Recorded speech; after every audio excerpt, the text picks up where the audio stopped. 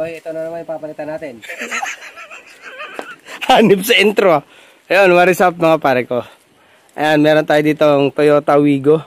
So, heavy PMS to. At ako doon, meron tong kalampag problem na nasabi ng ating customer na si Sir. Ayan, so binaklas na namin yung ball joint. And ganun din dito sa kabila. Kasi papalitan na rin natin ng ball joint. Kasi sira na yung ball joint. Pero yung shock at saka mga mounting naman okay pa. So ito yung ball joint mga pare ko. Ayan. Ayan. Gulay na siya. Ayan. Itong rotor disc. So ipapa-replace natin. Ayan.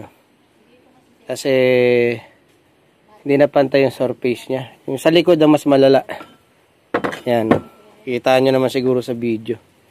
Ito yung kalagayan ng intake niya kasi tinanggal natin yung intake. Ito yung throttle body. Ayan, maitim na maitim. At ito yung injector niya. Akala ko tuloy kanina diesel to eh. Ayan o. Grabe dudumi. Yung intake insulator niya. Okay. Maduming madumi. Ito naman yung intake manifold. Ayan.